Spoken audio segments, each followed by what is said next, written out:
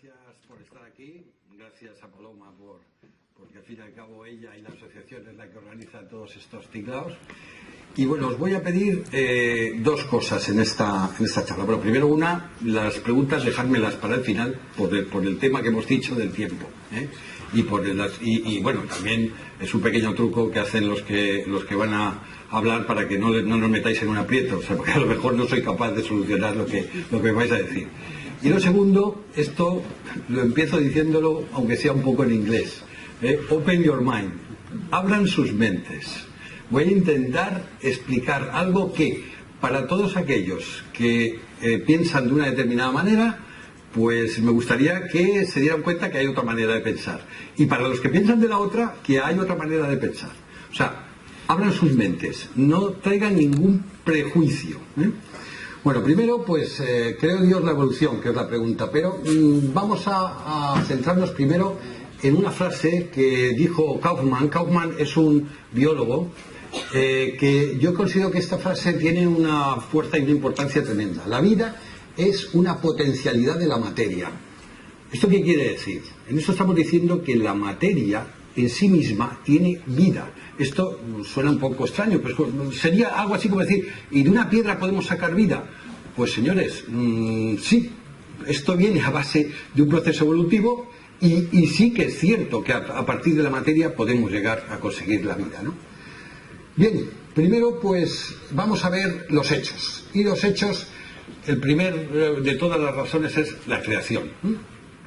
La creación, el universo, han calculado los físicos, no me digan cómo, porque la verdad es que no soy capaz de comprender cómo se ha podido calcular esto, pero el caso es que se ha calculado que tiene el universo 13.800 millones de años. Y de esto, 4.500 millones de años es el tiempo que tiene la Tierra. Este ya es más fácil de calcular, pero parece ser que este es el tiempo que tiene la Tierra. Bueno, imagínense que cogemos todo el tiempo de la Tierra y lo llevamos a un solo día, como si fuera 24 horas, ¿vale? Y vamos a ir viendo las distintas cosas que suceden a lo largo de ese día imaginario que dura 4.500 millones de años. Esto sería ese reloj imaginario con las distintas partes. Bueno, a los 10 minutos de empezar el día, a los 10 minutos se produce el choque de Tea. Tea es un gran meteorito que choca contra la Tierra y parece ser que este fue el principio de la formación de la Luna. No dejan de ser teorías, pero esta parece ser que es una de las más reales, ¿no? A las 3 de la madrugada tenemos la aparición de la primera célula. Ahí teníamos una atmósfera en ese momento en la Tierra formada por CO2, metano y amonio. Bueno, pues en esa atmósfera crecían las cianobacterias. Luego explicaremos un poco lo que es todo esto. A las 9:05, va pasando el tiempo. Estas cianobacterias usaban el CO2 para generar energía y expulsaban O2, expulsaban oxígeno. El oxígeno, bueno, pues que había en la atmósfera, oxidaba los metales que en ese momento había en la atmósfera hasta su saturación. O sea, los metales llegó un momento que se empezaron a oxidar y quedaron saturados. Y se produjo, pues este oxígeno no quedaba retenido por los metales y se quedaba suelto en la atmósfera. Al quedarse suelto llegó hasta una proporción del 21%, que es aproximadamente lo que hay ahora. Pero esta situación hace primero, piensen que estas cianobacterias lo que han consumido es metano. Han consumido metano, con lo cual desciende la cantidad de metano que hay en la Tierra. Y por esto se produce esta gran oxidación que hemos dicho, y al no haber esta capa de metano, también tenemos pues que desaparece el efecto invernadero. Lo que ahora llamamos como algo muy malo, pues es que en el fondo también es totalmente necesario. Necesitamos estar protegidos por el efecto invernadero.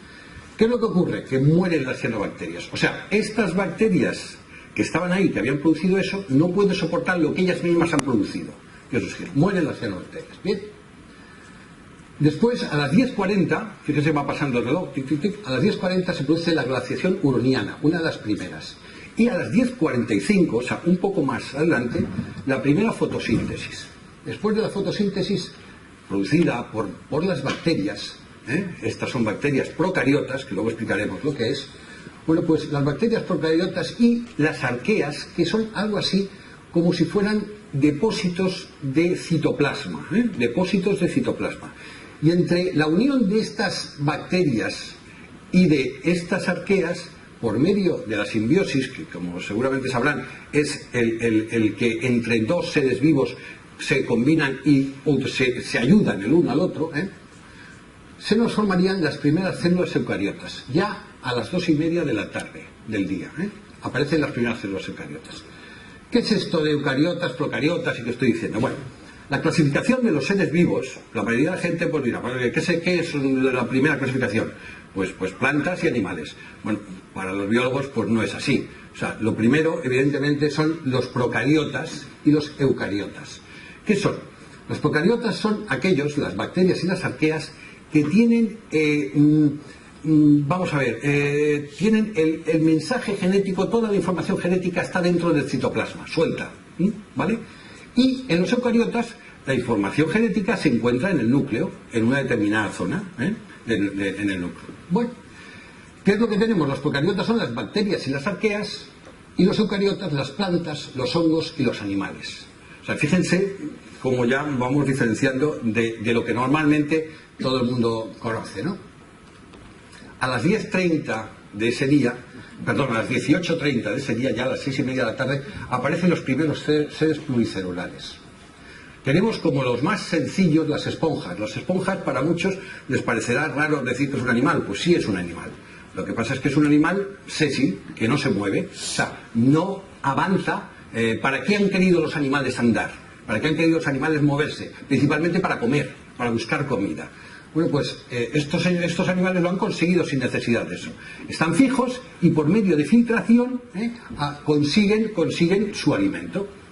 Bien, animales tan sencillos como las esponjas nos encontramos que son también los gusanos. Luego hablaremos de ellos. Bien, bueno, a las 19:30, 7:30 de la tarde, se produce una gran glaciación. Esta gran glaciación fue gigantesca, de tal manera que por lo visto se cubrió la Tierra entera, se congeló entera en esta glaciación. Y después de esto, ya a las 9 de la noche, la explosión cámbrica. Quiero que observen una cosa. Siempre que se produce una situación crítica para los seres vivos, después hay unos que sobreviven y estos, digamos que explotan, o sea, vuelve a crecer la vida pero de una manera exagerada. En el Cámbrico se llenó de la Tierra de especies, hasta el extremo que hubo más especies en el Cámbrico que las que hay ahora. O sea, lo cual es un poco alucinante. ¿Cómo es posible? Este momento es el de los trilobites y de todas estas, la mayoría de estos fósiles que se encuentran. Pues había una variedad de especies más grande que la que hay ahora. Esto el Cámbrico. Después de eso, a las 21:24, o sea, a muy poco tiempo, otra extinción. O sea, vuelve a empezar a desaparecer la vida. A las 21:40, volvemos otra vez a lo que hemos contado antes. Si hay un momento de extinción, ahora la vida empieza a aparecer. Desaparecen los insectos a las 21:40, los anfibios a las 21:48, los reptiles a las 22:18. ¿Se dan cuenta cómo va el reloj? A toda prisa. Y a las 22:40 otra vez, otra gran extinción. Esta fue la extinción del Pérmico. Y ustedes dirán, ¿cómo saben ustedes que hay una extinción y luego no sé qué, no sé cuánto? Pues oiga, pues porque cuando se estudian los estratos de los fósiles, hay momentos en los que no hay fósiles. ¿Y qué pasa aquí? Pues ¿qué es lo que pasa? Pues que hay una situación de una gran extinción y desaparecen la mayoría de los seres vivos de la Tierra. No queda un registro de ellos. Bien, después del Pérmico, en el Jurásico nos aparecen los famosos dinosaurios, estos animales que encantan a los niños. ¿Y qué tal? Ese periodo fue otra vez otra explosión de vida, pero esta vez eran los dinosaurios.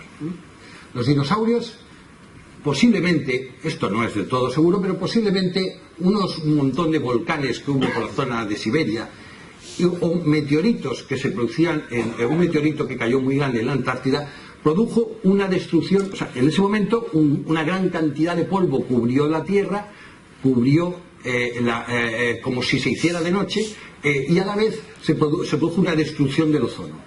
Esta destrucción del ozono, bueno, pues produjo, pues es verdad, se ve un poco mal, el 90% de las especies desaparecidas, es lo que pone en esa parte que no se ve. Bien. ¿Qué se produjo? Igual, Otra vez, una glaciación, extinción de los dinosaurios y un aumento de nuevos seres, los mamíferos y las aves.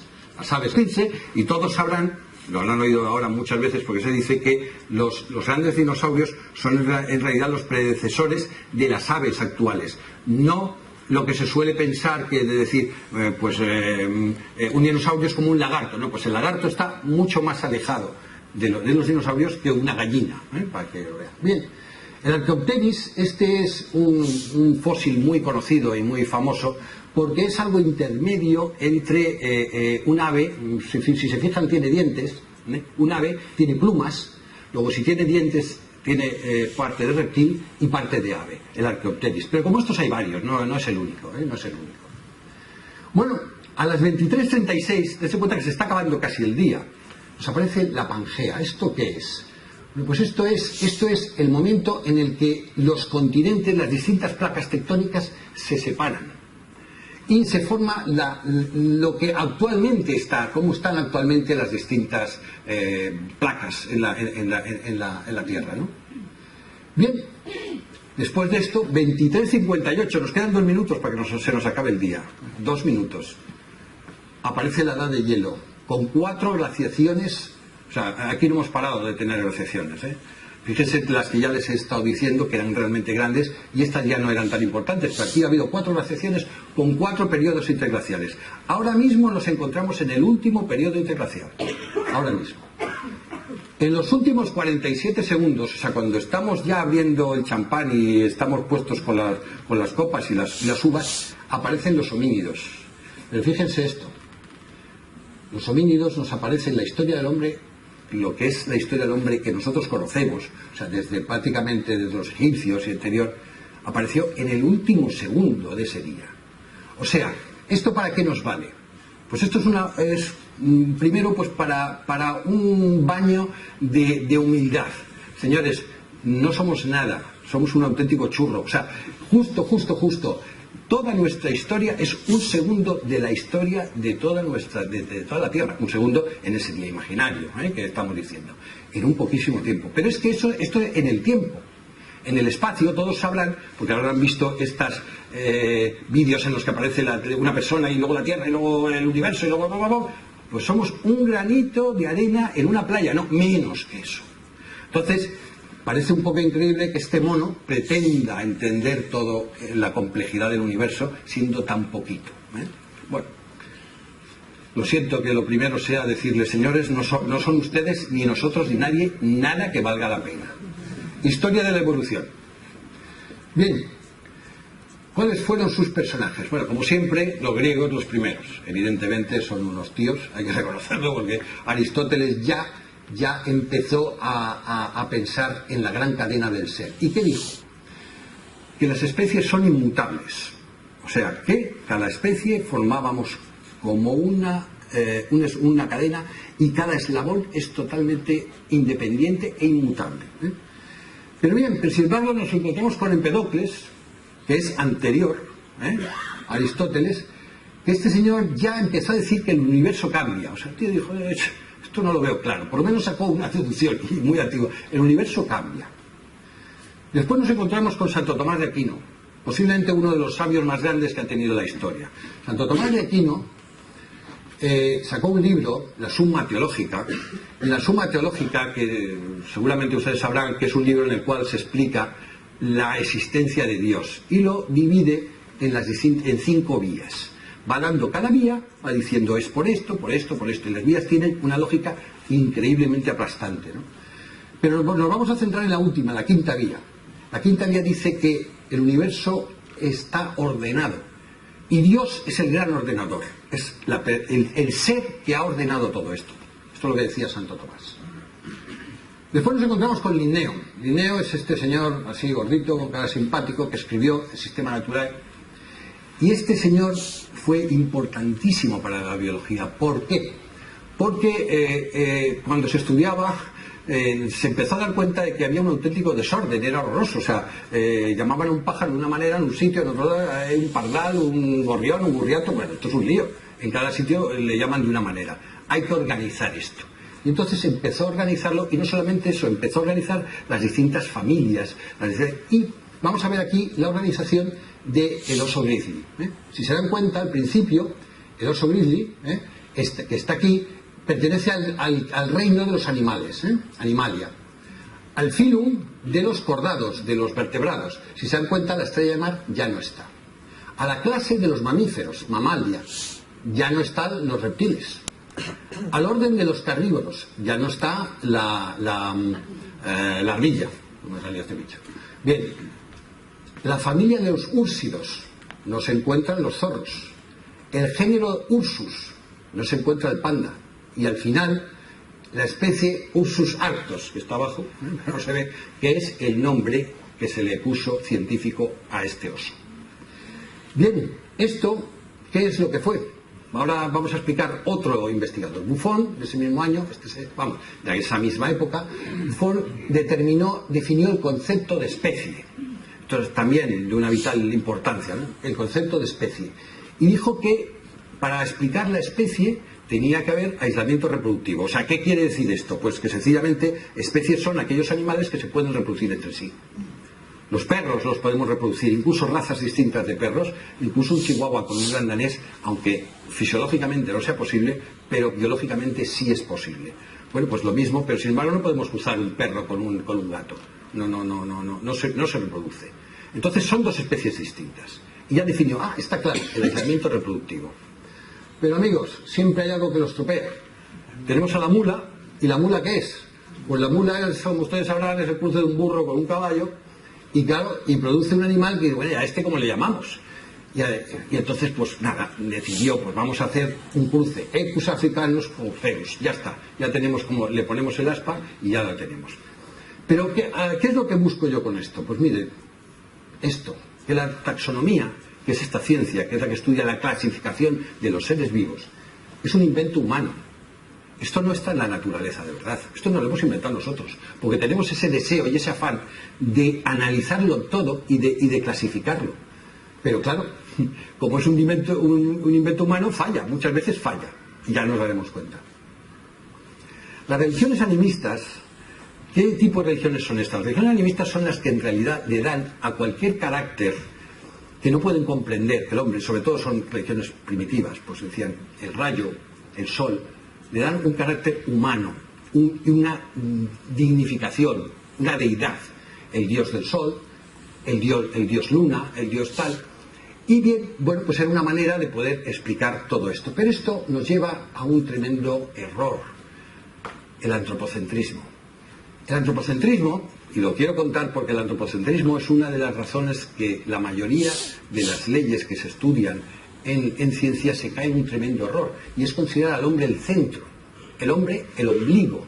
Vamos a ver, nosotros consideramos que todo lo que es macroscópico es todo lo que es mayor que nosotros, y lo microscópico lo que es menor que nosotros, y nos consideramos el centro del universo y de ese estudio. Pero imagínense ustedes que nosotros fuéramos un extraterrestre que vivimos en un planeta, en una galaxia rarísima, en un planeta gigante, y tuviéramos el tamaño de un país, de España, de ese tamaño. Podría ser, no estoy diciendo ninguna barbaridad. Entonces, ¿qué ocurriría? Pues que nosotros seríamos microbios para ellos, para esos seres, y la clasificación de macroscópico y microscópico estaría en otro lado. ¿Se dan cuenta? Luego, el gran error, casi siempre cuando se estudia biología y otras ciencias, es pensar que el hombre es el centro. Bien, la naturaleza, esto es también muy importante, se rige por leyes, que los biólogos llamamos principios. Principios. Si no, el universo sería caótico. Esto fue una de las cosas que fueron descubriendo los investigadores y dicen, ostras, si resulta que se cumple la ley de la gravedad, se cumple, y no solamente se cumple, sino que va con relación a unas leyes matemáticas. Y si hacemos una fórmula, resulta que funciona, y las leyes matemáticas funcionan. Esto es lo que dicen los reduccionistas, pero es que es cierto. Podemos sacar prácticamente de casi todos los fenómenos de la naturaleza una ley matemática que lo explique, con lo cual quiere decir que tiene un orden, que está organizado, que sigue unas leyes. Bien, el animismo, esto que habíamos comentado antes, sería la manera de explicar, fuerzas que no comprendemos, cosas que no comprendemos, pero el animismo poco a poco se va pasando al mecanicismo y al organicismo. Esto lo voy a poner por un ejemplo, porque si no es un poco de lío. Torricelli, el descubridor del barómetro, como ustedes saben, cogió una varilla, un tubo de mercurio, y este tubo de mercurio, cuando tenía una altura de 360 milímetros, se quedaba ahí, y si la altura era superior a los 360 milímetros, se formaba un espacio de vacío. A ese espacio, como no comprendía este espacio, él dijo, Torricelli, que esto era el horror del vacío, o sea, le atribuyó un sentimiento humano a una situación que evidentemente no tenía nada que ver, no era el horror del vacío. Hasta que llegó Pascal y se llevó este barómetro y lo llevó a una montaña y se dio cuenta que ese espacio no era 360 milímetros, era menos. Y entonces pensando dijo, no, es que lo que ocurre aquí es un problema de leyes de vasos comunicantes. Lo que está es el peso de la atmósfera que tengo encima, es el que me está diciendo lo que pesa, pesa lo mismo que mi columna de mercurio. Luego, si yo me subo a una montaña, como tengo menos aire, pues ¿qué es lo que ocurre? Pues evidentemente tengo menos altura. Pero no existe ningún vacío, horror al vacío, eso no existe. No existe el animismo de ese tipo. ¿Ve? Nos encontramos con una teoría, la teoría del fijísmo. Ven, la teoría del fijísmo es que dice que tanto las especies vivas son realidades definitivas, o sea, ya están fijas las especies. Y los seres vivos son formas inalterables. Esto vamos un poco al principio, diciendo todos. No. Los seres vivos, o sea, un pez, vamos a hablar más de propiedad. Un caballo es un caballo ahora y siempre ha sido un caballo y siempre seguirá siendo un caballo. Bueno, pues esto consideraban los fijistas. Pero van apareciendo más pensadores. Yo les voy a ir presentando cada vez un pensador con una idea, un pensador con otra idea, un pensador con otra idea, para que se den cuenta de cómo fue evolucionando la propia evolución, el pensamiento de la evolución. Bonnet, ese otro señor, dijo, se le ocurrió la teoría embrionaria. Y entonces en la teoría embrionaria, ¿qué dijo? Que sí, que en efecto que todas las cosas se han creado, pero se han creado en un determinado momento, el principio en el Génesis, pero lo que no se había creado, lo que se ha hecho es un germen. O sea, hay ahí un principio para que se produzca después ese ser vivo. Entonces, siempre hay un germen preexistente. Con esto arregló un poco, como si dijéramos, pues me voy a llevar bien con la Biblia, me voy a llevar bien con el Génesis y mira por dónde aquí lo tengo arreglado. Pero bien, siguen pensando. Aparece Cuvier, y Cuvier resulta que es este señor de aquí. Cuvier pues era un fijista, o sea que se estaba convencido y era por tanto un creacionista, pero sin embargo es el padre de la paleontología, es el primer señor que empezó a buscar fósiles y se dio cuenta de una cosa, y ahí va, estos seres que están aquí no existen ahora y existieron en otro momento. ¿Qué pasa? No me cuadra. No decían que tenía todo que crearse en un determinado momento. ¿Cómo es que hay unos en un momento y otros que no? Bien. Y creo otra teoría, la teoría del catastrofismo. En la teoría del catastrofismo, él dice que la Tierra ha sufrido constantes catástrofes. Y esto es verdad. Esto es cierto. Incluso una de ellas es el famoso diluvio universal, que aunque esté, por supuesto que fue, evidentemente tuvo que ser, ¿qué? Pues una glaciación, la descongelación de esa glaciación. O sea que sí se tuvo que producir eso, el diluvio universal. Bueno, pues como se producían distintas catástrofes, esas distintas catástrofes hacían que cada vez Dios volviera a crear. Hay una catástrofe y aparece otra vez Dios y hace ¡pam! Vuelve a crear otra vez las cosas. Bien. Hasta que aparece Lamarck, Jean-Baptiste Lamarck. Este es de una grandísima importancia. Este es el verdadero evolucionista. Aunque todo el mundo diga que Darwin es el señor que inventó la evolución, señores, el que realmente la inventó fue Lamarck. Lo que pasa es que de una manera distinta, y mucho antes que Darwin. Lamarck decía esto, sacó la teoría del transformismo lamarquismo. Lamarck dice, fíjense en este ejemplo, en aquel lado vemos lo que es el lamarquismo. dos jirafas con patitas cortas y cuello corto quieren llegar a la acacia y llegan con dificultad. A la primera generación o a unas cuantas generaciones les va creciendo un poco las patitas y un poco el cuello, con lo cual llegan cada vez mejor. Y las últimas generaciones ya llegan perfectamente, ya han creado la jirafa actual. Llega a la zona donde querían comer. Darwin dice, eso no es verdad, eso no es así. Lo que pasa es que desde el principio hay jirafas altas y jirafas cortas. Lo que pasa es que las cortas las pasan canutas para agarrar comida y no la pueden coger. De tal manera que en la primera generación al principio pues hay casi igualdad, pero al poco tiempo cada vez van desapareciendo y al final solamente las jirafas altas son las que sobreviven. Esto es lo que decía Darwin. En mi época, cuando yo estudié biología, a Lamarck se le consideraba un solemne imbécil. O sea, decían, este señor no ha dicho nada más que una tontería tremenda. Y despreciábamos, los estudiantes todos, la teoría de Lamarck como un error. Luego hablaremos. Lamarck, ¿qué seguía diciendo? Que la función crea el órgano. Mucha gente siempre ha confundido la evolución con esta premisa, con el lamarquismo, la evolución darwiniana, el lamarquismo. Siempre ha dicho, hombre, vamos a perder los dedos del pie porque como total no los usamos, están dentro del zapato, pues se van a ir perdiendo. Pero esto no es posible. Esto no es así. Entre otras cosas, piensen también, imagínense que vivimos todos en un estado de ingravidez y entonces las piernas no las usamos para nada. Entonces, ¿qué ocurre? Que poco a poco los astronautas tendrían patitas más cortas.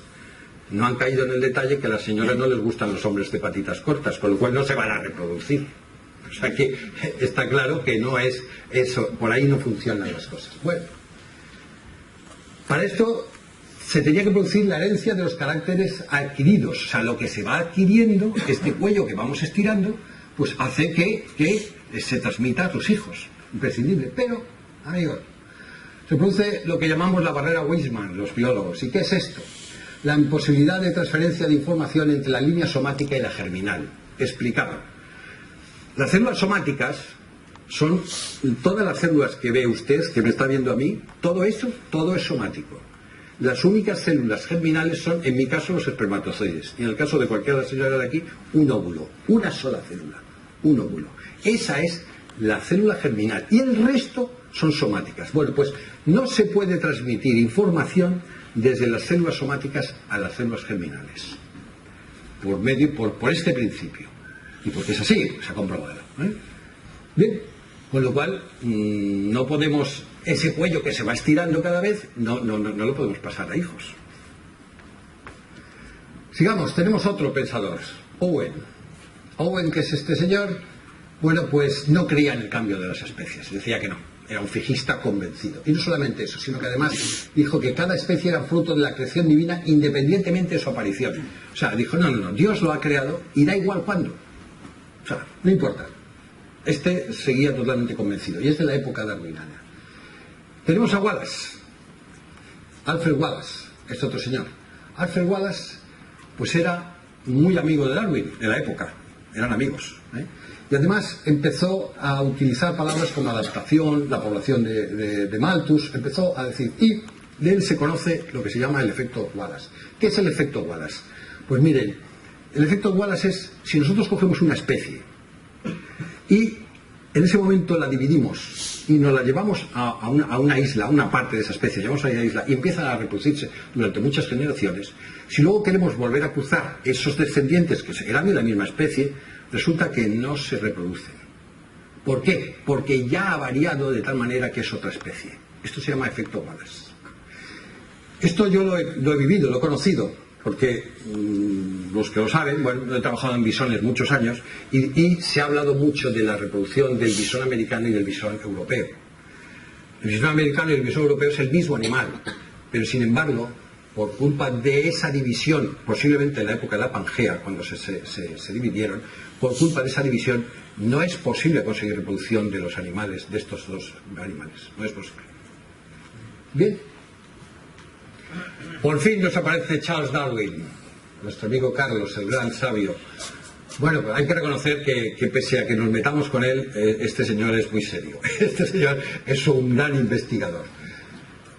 Bueno, lo primero, el viaje que hizo un viaje increíble, saliendo de Inglaterra, fue por toda Sudamérica, luego hacia las Islas Galápagos, de allí dio la vuelta al mundo por Sídney, Mauricio, otra vez volvió a Sudamérica y luego a Inglaterra.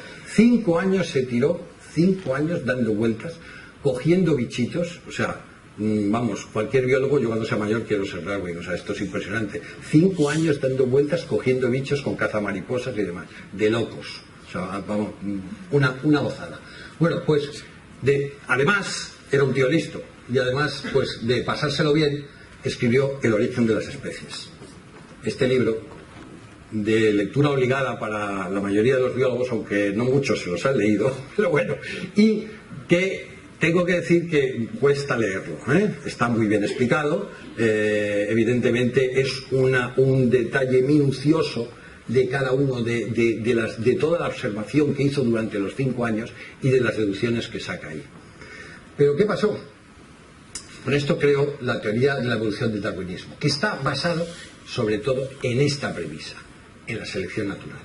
¿Y qué dice la selección natural? Que los individuos mejor adaptados al ambiente se reproducen más que los menos adaptados. Y muy importante, transmiten sus genes en mayor proporción a la generación siguiente. O sea, que todos esos animales que han adquirido un cambio evolutivo, por la razón que sea, se lo transmiten a sus hijos. ¿Y cómo se hace el cambio evolutivo? Tiene que haber estas 7 premisas. Una, aceptación al cambio. O sea, no nos valdría para nada si estamos diciendo que las especies son fijas, pues no cuadra esto. Luego tiene que ser que tenemos que tener la capacidad de que vayan cambiando. Segundo, el origen común.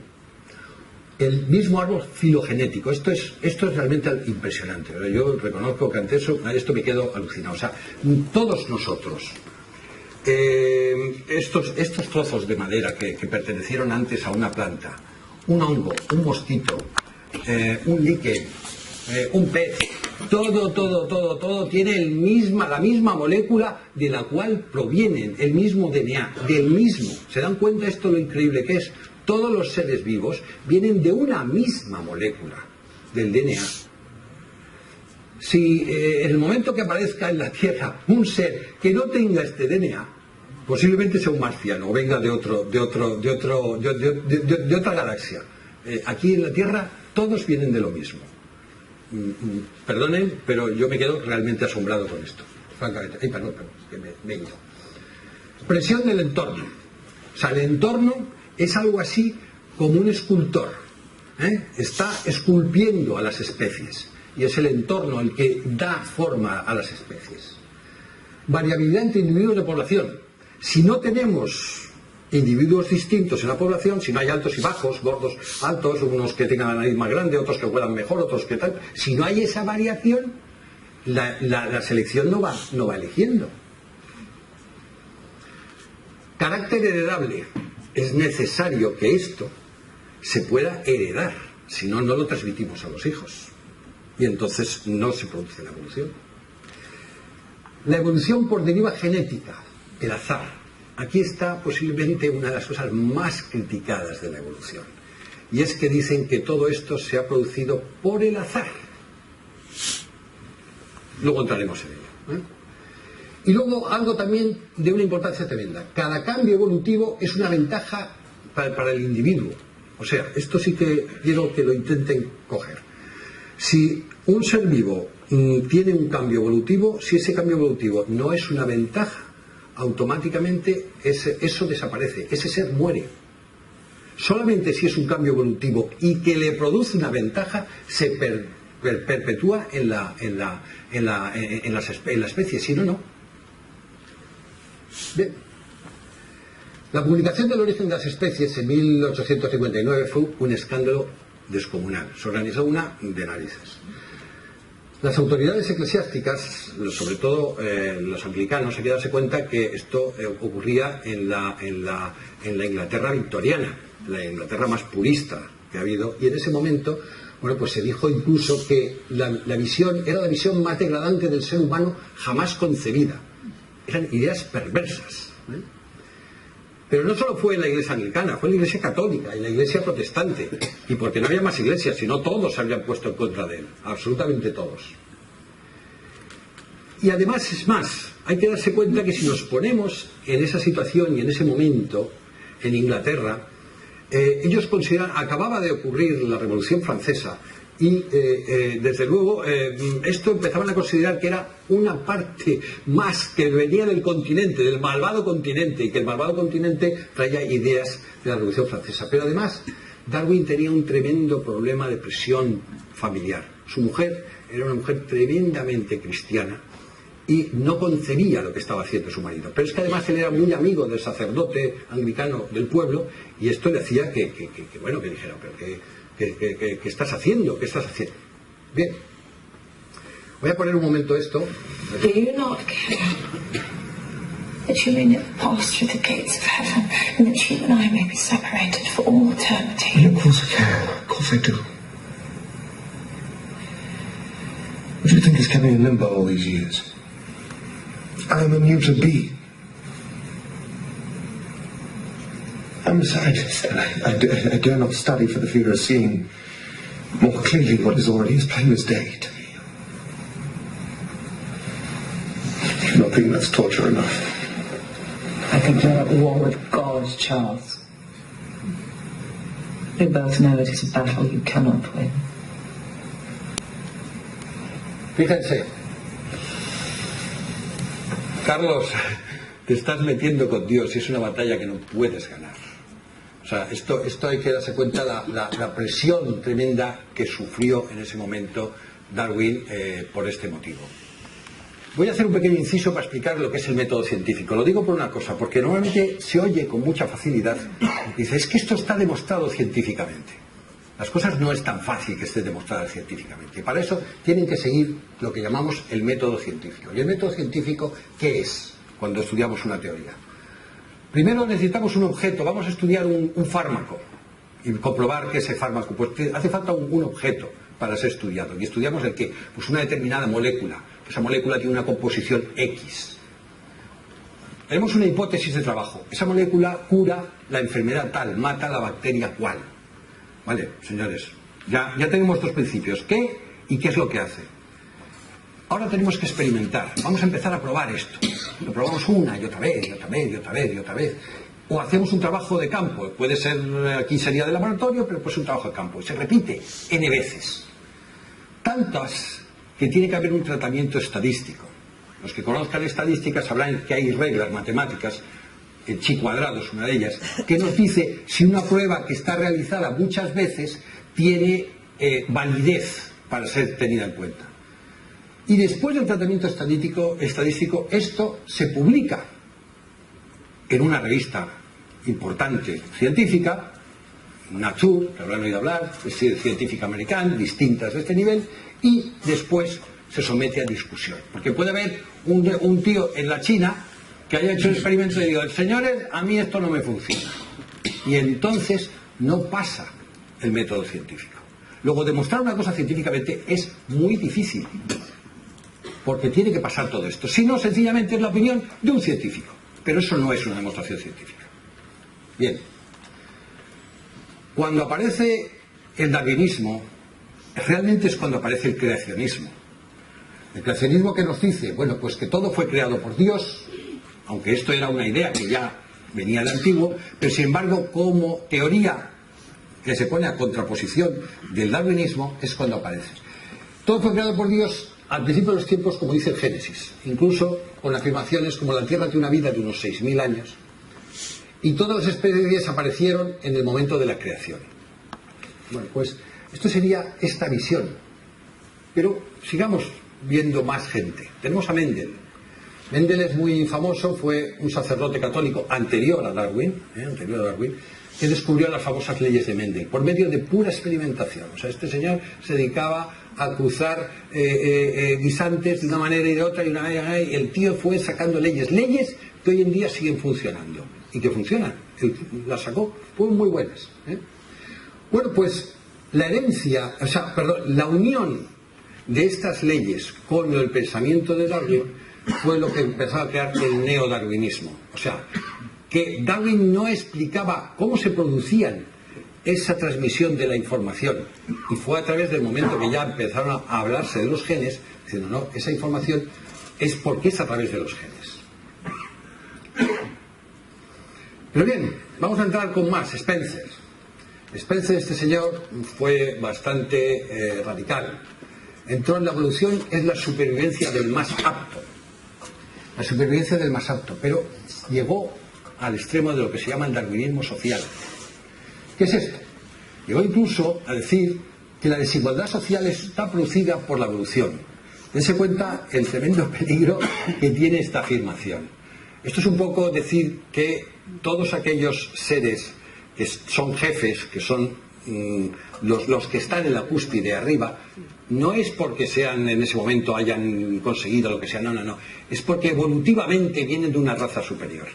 No les huele un poco, aquí puede haber muchas teorías, el nazismo sin ir más lejos, en la cual se explica, dicen, no señores, es que nos viene de atrás, nos viene de la propia evolución, hemos evolucionado los más poderosos. Esto era la idea de Spencer. Pero nos aparece Huxley, y Huxley saca, es otro señor, pues fíjense la cantidad de señores que van pensando, y ya verán, hay un montón, que van pensando y van diciendo sus distintas ideas. Huxley dice que no se puede fundamentar ninguna ética en la evolución. La ética, no se ve abajo, la ética es oponerse a los instintos naturales. Vamos a ver, ¿con esto qué quiere decir? Bueno, el que haya ido a África o el que haya visto con la inmensa crueldad que se comporta la naturaleza, se habrá dado cuenta que evidentemente la naturaleza de ético tiene muy poco. O sea, el que piense en los animalitos como algo bucólico no ha visto animalitos. No sabe que la vida no vale un duro. O sea, en el momento que una cría cae un poquito del parto de su madre, un poco deforme, el ñu, a toda velocidad se ha dado cuenta una leona y se lo ha comido. Ha actuado. Esto muy ético no es, no hay ninguna duda. Muy ético no es, pero es que la ética, la naturaleza y la ética no tienen nada que ver, señores. Nada que ver. Bien, pero aparece otro señor, Kropotkin. Kropotkin, este simpático amigo barbudo, es un personaje muy curioso, porque este señor fue al principio un soldado de los zars, bueno, fue un soldado, un general importante del zar. Pero luego, Kropotkin, en el momento de la revolución bolchevique, se separó y se hizo uno de los grandes, no bolcheviques, sino uno de los anarquistas más anarquistas que ha habido en la historia, padre del anarquismo, entre otras cosas. Y este señor. Y este habló de la teoría del apoyo mutuo. O sea, decía que la evolución no actúa sobre un individuo, sino sobre una población. Sacó esta conclusión, que es bastante cierta. Las especies sociales son las que más progresan. Y es cierto. Dentro de los insectos, las hormigas y las abejas son los animales que más han progresado. Todos los animales sociales se ayudan, existe la ayuda mutua entre unos y otros. Y esto es lo que decía Kropotkin. Decía que sí existía la evolución, pero como nos ayudamos unos a otros, podemos ir avanzando y apoyando al que no puede, Pero nos aparece otra teoría, el gen egoísta. El gen egoísta es una teoría muy moderna de ahora. Es más, lo saca Wilson y Dawkins, que como ven son señores de ahora mismo. Uno creo que se ha muerto hace poco y el otro pues anda por ahí. O a lo mejor se ha muerto el otro, no lo sé, pero vamos, son de hace bien poco. Bueno, esto dice que los genes comprenden quiénes son tus iguales. De tal manera que todo el mundo entiende que una madre da la vida por sus hijos y un padre. Y a lo mejor pues somos capaces de luchar por nuestro primo o por nuestros amigos. O sea, existe un altruismo que no comprensible para la evolución, que se hace en base de los que conocemos, los que son los nuestros. Pero cuidado, esto también tiene un peligro. porque lo que no son los nuestros son los otros, son los que están al otro lado. ¿Se dan cuenta? ¿Y qué es lo que puede pasar? Bueno, pues puede pasar pues que evidentemente se den situaciones como el nacionalismo, que el nazismo, o sea, cualquier situación en la cual se forma un grupo, se defiende brutalmente al grupo, pero se ataca a los otros grupos. Bien, nosotros en este momento se dice esto de es como si los genes manipularan nuestros deseos en su propio beneficio. Es como si nos usaran. Es como si nosotros solo fuéramos una carcasa de ellos. ¿Qué conclusión se saca esto? Son los genes, no la mente, los que los controlan. O sea, fíjense lo retorcido del pensamiento. O sea, los genes, nuestros genes que están en todas nuestras células, mandan más que nuestro cerebro. Nos están diciendo, protege a este otro porque es de tu familia y yo quiero que siga transmitiendo los genes a través de él. Esto es lo que decían estos señores, el gen egoísta. Bueno, aparece otro señor, Bateson. Bateson es otro pensador, todos estos son científicos, pensadores, todo, ¿vale? Da la teoría saltacionista. ¿Y qué es lo que dice esta teoría? Que los seres vivos, cuando tenemos una especie, es prácticamente siempre igual. Pero en un determinado momento cambia, ¡paf! O sea, cambia por saltos. Esto está en contra del darwinismo. El darwinismo, recuerdan que era cambios evolutivos lentos. En el saltacionismo son de golpe, se producen de golpe. Y sí que es cierto que pasa un poco esto. ¿Y qué es lo que aparece? Especies, lo que se llaman especies hijas. Nosotros comprobamos que hay muchas especies, mirando los fósiles, que son siempre iguales y en un determinado momento ya no está esa especie o aparece una parecida. Se ha podido producir esta situación. Tenemos a Hunt Morgan, que es este señor, que, bueno, este fue el que realmente estudió los genes, el primero, y los estudió en esta maravillosa mosca, la Drosophila melanogaster, a la cual le debemos los biólogos y los que no son mucho a esta mosquita, mucho, porque gracias a ella se ha estudiado prácticamente casi todos los genes. Se trabaja con este animal. Bueno, y gracias a esto aparecieron los dos grandes, Watson y Crick, que gracias, todavía uno de ellos vive, ahora mismo no sé cuál de los dos, pero uno de ellos está vivo, estos dos jovencitos. Estos dos jovencitos descubrieron el increíble DNA, ADN, la molécula de la vida. Esta alucinante molécula, porque no tiene otro nombre, que no es otra cosa más que, piensen ustedes, una doble hélice, o que en el fondo es como una escalera que se retuerce entre sí, y que los peldaños están formados por unas bases púricas y pirimidínicas, que por ejemplo la tiamina de ahí siempre se une por medio de enlaces covalentes con la acitosina y la citosina con la guanina, siempre se unen de esa manera y no se puede unir de otra manera, de tal manera que cada 3 de estos forman lo que llamamos los biólogos un codón, y un codón nos va a dar como resultado un aminoácido, y un aminoácido, como ustedes sabrán, son los ladrillos que forman las proteínas, y con las proteínas se forman pues los seres vivos. Luego, esta increíble molécula es la que va a formar, donde está explicada toda la vida, y la que va a formar a los seres vivos. Pero es que además tiene algo alucinante, bueno, dése cuenta, tiene algo realmente increíble, que es capaz de replicarse, o sea, de reproducirse. Acuérdense lo que yo decía al principio, ¿puede la materia inorgánica transformarse en vida? O sea, una piedra, una materia inorgánica transformar potencialmente en vida. Sí, señor, esta molécula es una simple molécula y tiene esa capacidad de reproducción, la replicación. Se separa. Vamos a intentar comprender eso aquí, en este vídeo, que está muy, muy bien explicado. Imagínense que nos metemos dentro del núcleo de una célula. Dentro del núcleo de la célula, y vamos a comprender cómo se produce la replicación del DNA. Nos encontramos nuestra maravillosa molécula, que además, para que se hagan una idea, tiene tal gran número de átomos, que posiblemente es más grande el número de átomos que tiene que las estrellas que hay en una galaxia. O sea, son miles de millones. O sea, en una sola molécula. Bien, Está formada por unos nucleótidos, que son esto de color azul, y entre medio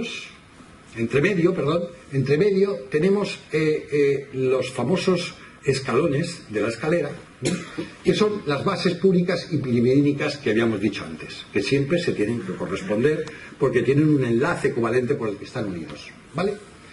Bueno, pues de pronto aparece una enzima, que ahora verán donde aparece la famosa enzima, que es esta de aquí, que esta enzima, si se fijan, va partiendo la cadena por el enlace covalente, o sea, por ese enlace, la va dividiendo, y se va. Y entonces esta es la DNA polimerasa. ¿Qué es lo que ocurre? Se separan los dos brazos de esa escalera, y cada uno va por un lado. Fíjense cómo va poco a poco partiendo la enzima. Esto es otra molécula, una proteína, que llega allí y hace eso. Misteriosamente, pues sí, la verdad que sí, pero lo hace. El caso es que cuando ya tiene ese palitroque, aparece otra molécula, la DNA sintetasa, tiene otros nombres también, que va captando nucleótidos que están dentro de ese citoplasma nuclear y los va agarrando y uniéndolos. De tal manera que acuérdense que, como siempre, con una base de un tipo tenía que aparecer la base contraria. ¿Qué es lo que van a hacer? Pues formar una molécula de DNA exactamente igual de la que tenían antes. O sea, forman la misma. Luego ya se están reproduciendo. Teníamos una y de ahí vamos a sacar dos iguales, que luego se partirán. Fíjense cómo va, y además tiene un corrector de pruebas. O sea, si se equivoca, se da cuenta, esto está equivocado, y la expulsa. No vale, no me vale. Tiene que encontrar otro nucleótido para que encuentre otro nucleótido que es el apropiado y lo coloca. Pero ¿qué ocurre cuando esto falla? Se produce una mutación.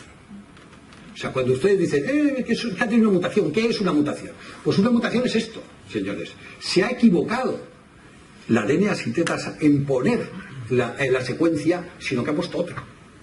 Con lo cual el resultado que luego va a producir es distinto. ¿Se dan cuenta? Y produce una mutación. Bien. Pero vamos a estudiar otro pensamiento. El diseño inteligente. Y aquí algo de la complejidad reductible. Aquí sí que les voy a pedir que hagan un poco de esfuerzo, porque esto es un poquitín complicado de pillar. Vamos a intentarlo. Bien, el diseño inteligente nos dice que los procesos fortuitos no se pueden producir en la complejidad. O sea, es muy difícil que la complejidad de la vida sea por procesos fortuitos. Y según él, dice que un ser superior tiene que ser el que los organiza. Pero ¿cómo lo explica? Esto lo está llevando a cabo Michael Behe, que todavía está vivo, este señor, y que es este señor de aquí, ¿vale? Uy, me está fallando esto. Me acerco. Bueno, pues habla de la complejidad irreducible. ¿Y qué es la complejidad irreducible? Voy a ver. De piezas mecánicas intrincadamente dispuestas. Estas piezas aparecen claras cuando se amplían porciones de una célula 50.000 veces. Los bioquímicos han empleado micrografías electrónicas como esta para identificar las piezas y la estructura tridimensional del motor del flagelo.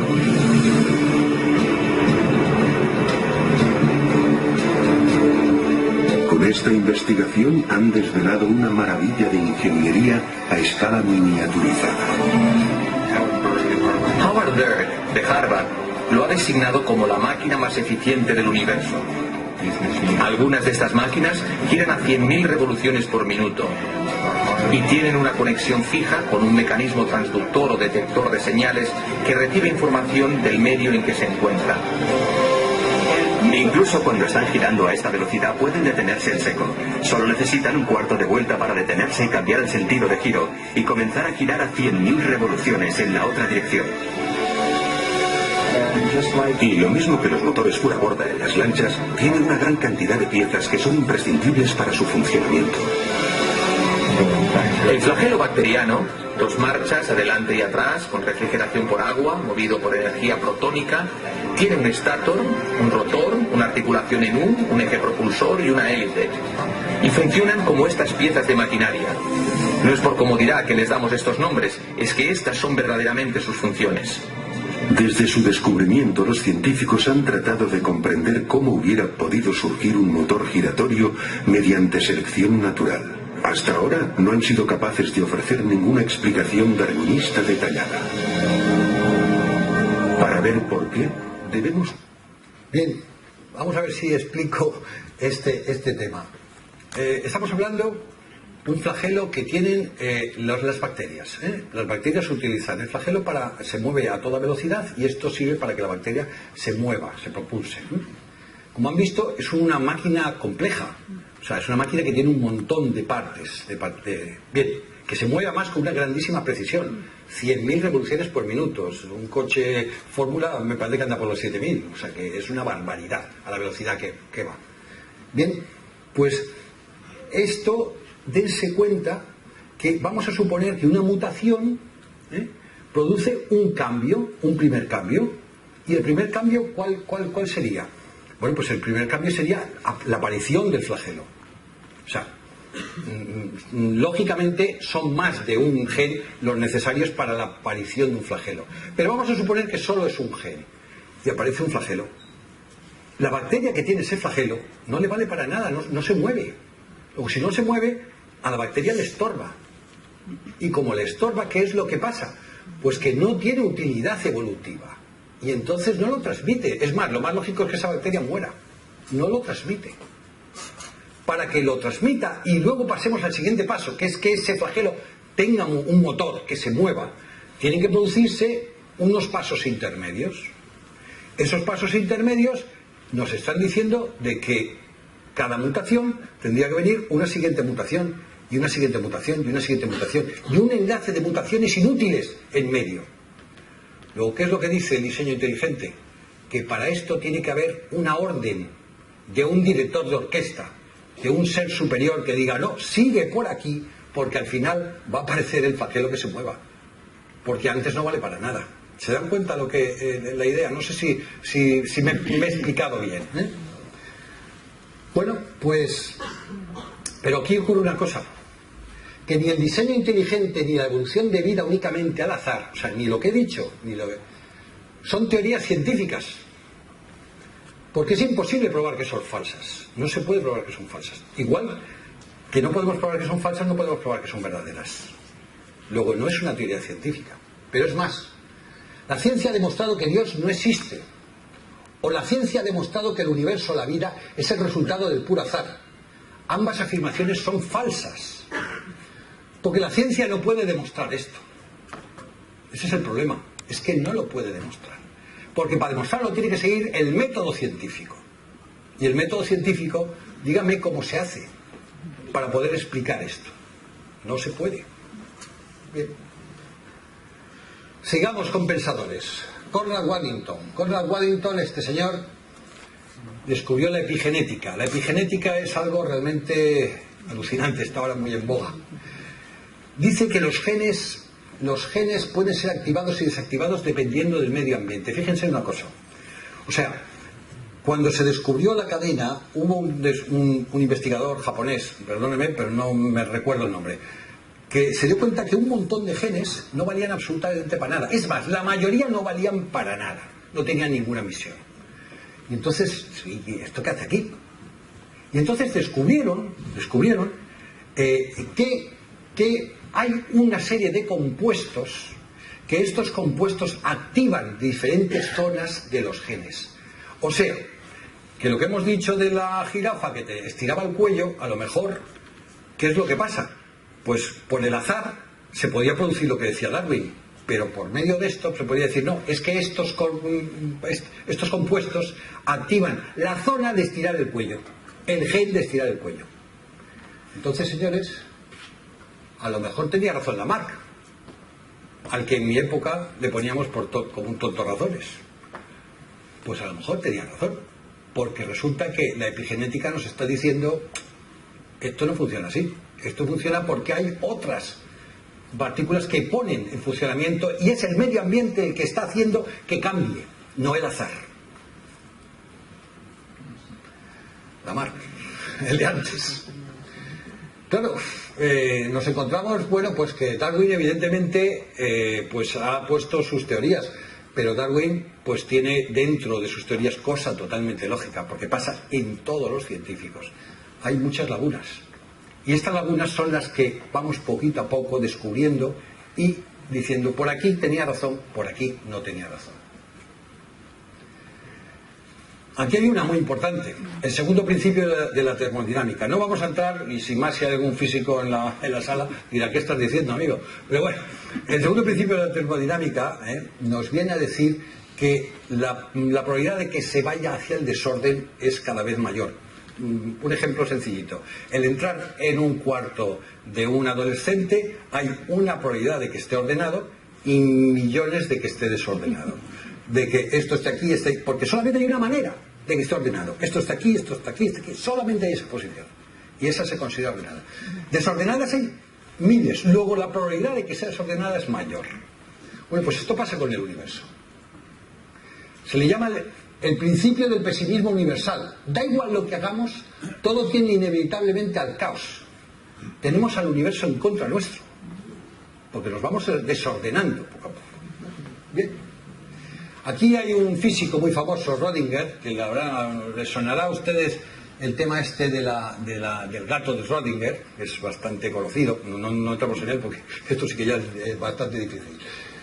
Y este señor pues dijo que la vida desafía el segundo principio de la termodinámica, adquiriendo una complejidad cada vez mayor. ¿Qué pasa aquí? Si la vida cada vez es más compleja. Luego va en contra del principio de la termodinámica. En el principio de la termodinámica, señores, para que ustedes hagan la idea, decir que algún principio de la termodinámica es un error, no, esto no lo admite nadie. Esto va a misa, dicho así de claro. No. Los principios de termodinámica son inamovibles. ¿Pero qué es lo que pasa aquí? Que en realidad lo que dicen los físicos para explicar esto es muy sencillo, y es que dicen, no, nosotros vamos adquiriendo complejidad a costa de producir desorden en el universo. O sea, lo que se va produciendo es un desorden mayor en el universo. Les dejo la idea porque tiene tela para irla pensando. Pero bien, ¿qué es otra teoría? La panspermia. La panspermia, nos dice Arrhenius, que es este científico sueco, llegó a una conclusión muy curiosa. Dijo que la vida en la Tierra proviene del exterior y que los primeros seres vivos habían llegado posiblemente en meteoritos. ¿Y de dónde sacó esto? Pues porque parece ser que en unos meteoritos aparecieron unos rastros de bacterias, no de bacterias, unos fósiles de bacterias. Pero claro, aquí hay muchas cosas que no cuadran, porque en un meteorito se está a una temperatura altísima. ¿Cómo es posible que la vida pueda estar? Los fósiles sí, porque no deja de ser una huella de un ser vivo, no un ser vivo. Pero hay la panspermia dirigida, y esto aumenta más. Esto lo dijo este señor, Euler. Euler nos dijo que la posibilidad de que las 2000 proteínas que conforman una célula, necesarias para mantener activa la célula y que se forme esa célula, es de una probabilidad bajísima. Se ha calculado que es de 1 partido por 10 elevado a 40.000. La probabilidad de que un dado nos salga un 1 a tirar un dado es 1 partido por 6. Esto es 1 partido por un 1 seguido de 40.000 ceros. O sea, es imposible. Es imposible que todas las células hayan cuadrado para formar un ser vivo. Por tanto, según este señor, esto debió ser creado. ¿Pero qué es lo que dice? Nos dice que la vida ha sido introducida por otros seres de otros planetas, que ha sido introducida por estos seres de otros planetas. Y que sobre todo, seres inteligentes, y que sobre todo el pensamiento de los homínidos viene inteligentemente por seres de otro planeta. Indudablemente estos son teorías. Decimos lo mismo, no son científicas, no han podido pasar el método científico. Otra muy importante, la teoría Gaia. ¿Qué nos dice la teoría Gaia? Esto lo sacó Lovenkopf y Lins Margulis, esta bióloga, que nos dijo que las condiciones en la Tierra, o sea, es tan importante las condiciones que se producen en la Tierra y la propia vida, que la propia vida forma cambia a la Tierra. O sea, la Tierra sufre una serie de variaciones porque existe la vida. Si no, no. O sea, nosotros y todos los seres vivos hemos modificado a la Tierra. Pero llega a tal extremo esta teoría que dice tanto que en realidad la Tierra es un ser vivo. Acuérdense del antropocentrismo que les decía al principio. Imagínense que el ser vivo es la Tierra y nosotros somos microbios que estamos en esta Tierra. La proporción. ¿Por qué no? Si unos microbios están viviendo en nuestro cuerpo, nosotros tenemos la proporción de la Tierra. Y para ellos, imagínense que estos microbios piensan. Para ellos, nosotros seríamos evidentemente esa Tierra. Pues esto es lo que nos dice la teoría Gaia. La Tierra es un ser vivo, del cual nosotros formamos parte. Pero es que además esta señora, Margulis, que la lió, dijo algo muy, muy importante contra la teoría de la evolución. Los errores genéticos, sobre todo contra los neodarwinistas, los errores genéticos existen, pero generan enfermedades. O sea, es cierto que se produce una mutación, se producen mutaciones, pero lo normal es que una mutación produzca un ser deforme que muere o que no progresa. Lo más normal es eso. No se conoce que haya surgido ninguna especie mediante errores genéticos. Esto lo afirma ella, yo no lo sé. Pero parece ser que es cierto. Luego entonces, ¿dónde está lo de la evolución? ¿Cómo podemos decir que está producido por mutaciones? Si no hay ninguna especie que esté demostrada que ha aparecido por una mutación. Bien, y volvemos otra vez a Kauffmann. Kauffmann, que es este otro señor de aquí, está todavía vivo, sacó la ortogénesis. Fíjense la cantidad de pensamientos distintos, y cómo van llevando a un lado y al otro, a un lado y al otro. La ortogénesis nos dice que existe una fuerza intrínseca en la materia orgánica que conducirá al progreso evolutivo. ¿Qué es lo que dice? Lo que yo había puesto al principio. La vida es una potencialidad de la materia. O sea, según este señor, la propia materia genera la vida. Luego aquí no hace falta Dios. Es la propia materia. ¿Vale? Otro pensamiento. Teilhard de Chardin. Este señor, sacerdote, jesuita, paleontólogo, viajero, filósofo, propuso una teoría, pero lo curioso de este señor es que sus libros fueron prohibidos por el Santo Oficio. Pero no estamos hablando de la Edad Media, estamos hablando de hace 80 años. O sea, estos libros que produjo y estas teorías de este señor, el Santo Oficio los prohibió. Bien. ¿Y qué nos dicen? Si alguien ha oído hablar de las distintas herejías del cristianismo, hay una muy conocida que es el panteísmo. Y el panteísmo que nos dice que si Dios es infinito, quiere decir que no tiene fin, no lo abarca todo. Si lo abarca todo, nosotros estamos incluidos dentro de ese todo, y todo está incluido dentro de ese todo. Luego nosotros somos Dios, somos parte de Dios. Esto es lo que decía el panteísmo. La cosmogénesis, lo que dice Chardin, dice que lo inanimado, por medio de la complejificación, fíjense en esta palabrita, forma la vida. La reflexión, por medio de la complejificación, forma el pensamiento. Y además me estoy quedando seco. Forma el pensamiento. Perdónenme un segundo. Bueno. La socialización, por medio de la complejificación, forma la noosfera. ¿Qué es la noosfera? Es la biosfera de los seres pensantes, la nuestra, donde está el pensamiento. Cuando se une la noosfera a la biosfera, entonces tenemos lo que llamamos la Gaia, o sea, la teoría Gaia, la que habíamos visto antes. Y esto, unido a la superconsciencia cósmica y otra vez a la complejificación, nos da el punto mega, nos da a Dios. Y Dios vuelve a ser lo inanimado. Si dan cuenta, vuelve todo. Pero Chardin tuvo una cosa muy interesante. Cuando se estudia la teoría de la relatividad, en la teoría de la relatividad, Einstein puso a la teoría clásica, la newtoniana, algo que no había pensado, el observador. el observador es muy importante. O sea, nada funciona si no es observado por otro ser. Es más, se llega a decir que no existe nada si no es observado. Pues Jardin introdujo al observador y metió lo que empezamos a hablar, la energía. ¿Qué dice de la energía? Bueno, pues la energía, si nos vamos al tratamiento clásico, porque es que muchas veces se dice, no, es que esto no lo ha producido Dios, o esto no lo ha producido, esto no es la energía. Y nos quedamos todos ahí en el aire, claro, la energía. Pero ¿qué narices es la energía? ¿Qué es esto?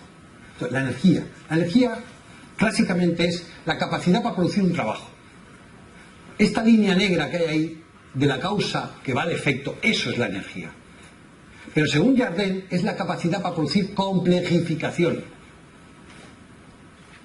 ¿Qué es la materia?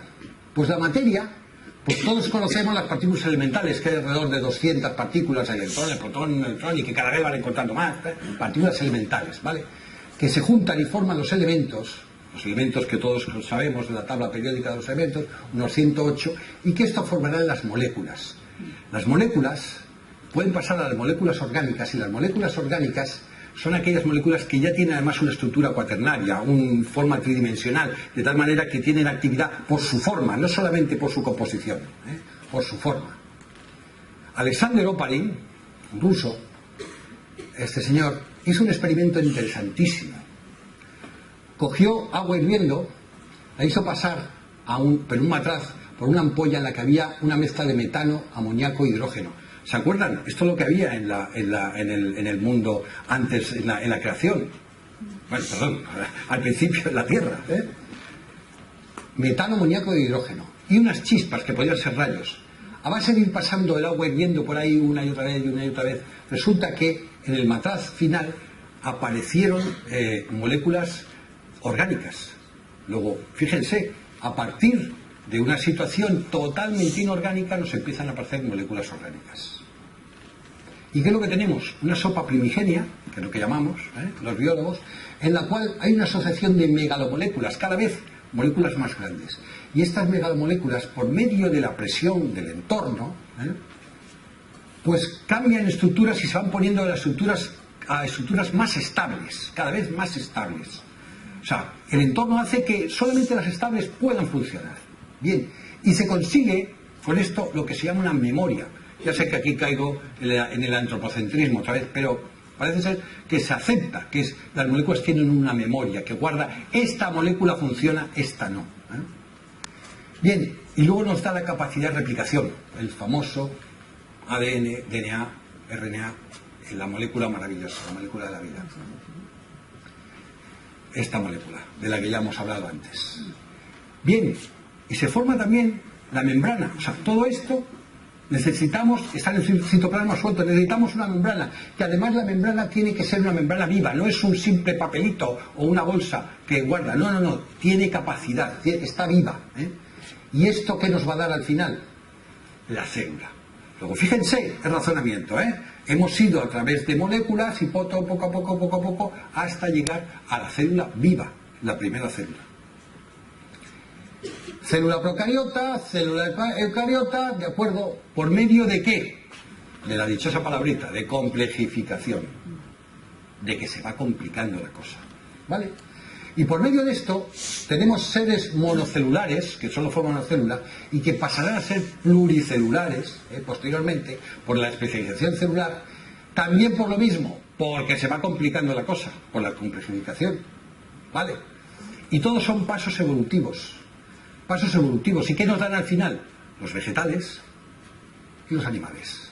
Los animales con una serie de características, una simetría radial, un esqueleto, un sistema, vale, una serie de características, con un endoesqueleto, un esqueleto interno que formará la notocorda. Esto lo cuento más que nada para que se den cuenta de cómo se va liando la cosa, cómo se va complicando la complejificación. Aquí tenemos uno de los animales cordados más sencillos que hay, el Axiosus. Este animal existe ahora mismo, es así chiquitito, así pequeñito. Tiene una especie de columna notocorda, digamos una columna vertebral, pero no lo es, que es un palito, y tiene un sistema nervioso muy sencillo, una boca por la que entra la alimentación, una laringe que filtra y una cola para moverse, un ano. Ya está, es sencillísimo. Bueno, pues vive Lleva viviendo muchos años. Y aquí, por medio, la notocorda, que es este palito que tiene, que sabemos que existe, se transforma en la columna vertebral. ¿Y cómo? Por medio de un proceso que se llama metamerización. La metamerización no es otra cosa más que cuando tenemos un gusano, el gusano tiene la punta de delante, es donde está la cabeza, donde piensa, y donde está la boca para buscar comida, y la punta de atrás el ano. Y todo lo demás son partes que se repiten continuamente. Y entonces esa repetición se llama metamerización, que da animales muy simples. Bueno, pues esa metamerización, que la vemos arriba en un insecto, si la trasladamos a un vertebrado, ¿qué es lo que ocurre? Esa notocorda que teníamos se divide en trocitos metaméridos, que son las vértebras. Y de ahí sale la columna vertebral. Pero tenemos también la pentadactilia, muy conocida, que sencillamente, pues que tenemos 5 dedos. Vale, 5 dedos, dependiendo ya sea un delfín, ya sea tal, sigue habiendo 5 dedos en todas partes. Bueno, pero al final tenemos algo complejo. El gusano tiene en la punta la cefalización, el sistema nervioso que necesita para ver las cosas. Y esa cefalización nos va a dar el cerebro. Y el cerebro, señores, nos da al final al hombre, la hominización. Es donde quería llegar. ¿Por medio de qué? Lo de siempre, de la complejificación. Porque se va complicando. Fíjense, la complejificación lleva al final a la aparición del cerebro. Bien, esto crea lo que llama Chardin mutación hominizante. Y esta mutación hominizante está producida o bien por el puro azar, o bien por el soplo divino, o bien por un cruce extraterrestre. Pero dense cuenta que el cruce extraterrestre, que puede ser, el problema es un problema geográfico. ¿Qué es lo que ocurre? Pues muy simple. ¿Qué ocurrirá? Vale, ha venido del más allá, de un planeta, pero en ese planeta, ¿cómo se produjo? Estamos en lo mismo. Entonces, se tuvo que producir o por puro azar o por soplo divino. Por una de las dos causas. Luego, no nos vale como pensamiento el decir que viene de otro planeta, porque sencillamente el mismo problema ocurre en el otro planeta. Nada más. La mutación que produjo la mutación hominizante, produjo la reflexión. Dense cuenta de esto, la reflexión.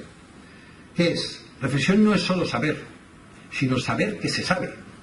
Tener conciencia de la sabiduría.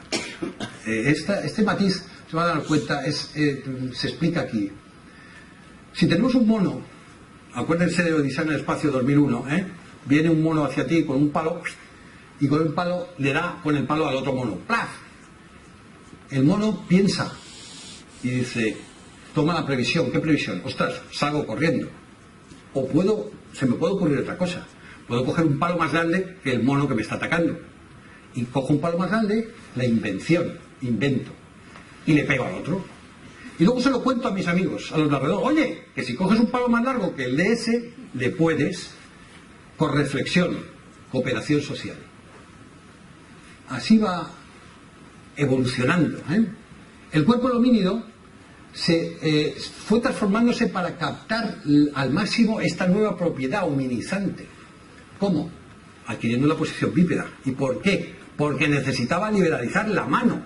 La mano es fundamental. La mano es las herramientas, la producción de herramientas. Luego necesitamos la mano y es donde sale el cerebro. Bien, en esto vamos a considerar las fases de la hominización. Primero tenemos una fase inicial.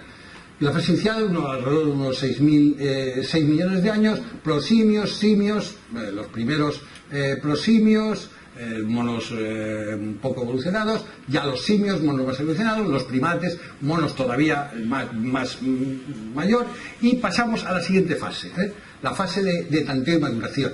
Mutaciones de tanteo de diferentes homínidos. Es el momento que podemos decir, ahora aparece el hombre, aparece el hombre con sus distintas partes, lo que normalmente se estudia en antropología. Bien, y después vamos a la fase de expansión, la creación de las razas humanas, su distribución geográfica, ¿En qué periodos? En el Paleolítico, en el Mesolítico, en el Neolítico, en el cual cazadores, recolectores, nómadas se transforman en agricultores, ganaderos y sedentarios. Y esto nos dará las razas, las distintas razas distribuidas por toda la Tierra. Vale, y luego pasamos a la fase sociocultural. Aparición del lenguaje, de la escritura, la sociedad, la tribu, la primera sociedad, la transmisión de los conocimientos a sus congéneres y al resto. Oye, el palo alto largo vale más que el palo corto. Fíjate, la transmisión. El concepto de trascendencia. Los antropólogos sabemos y saben cuándo realmente se produce los enterramientos, perdón, la trascendencia, el creer en un más allá, el creer en algo, en el momento que se entierra. ¿Por qué? Lo primero, porque no queremos que nuestro ser querido se pudra delante de nuestras narices y lo tapamos. Pero además pensamos que de esa manera puede haber algo más.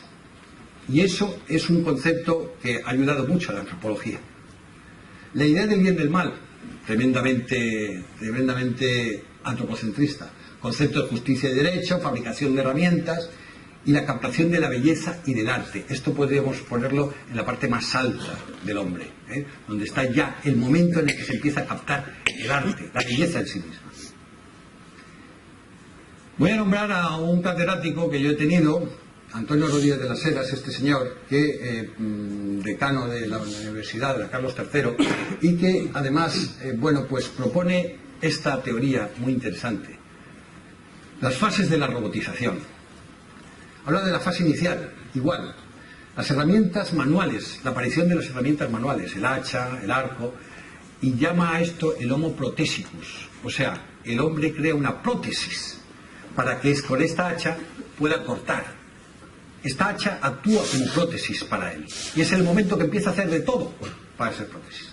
Pero ¿cuál es la siguiente fase? La fase de maduración. Acuérdense de las otras fases. La aparición de las máquinas, del motor.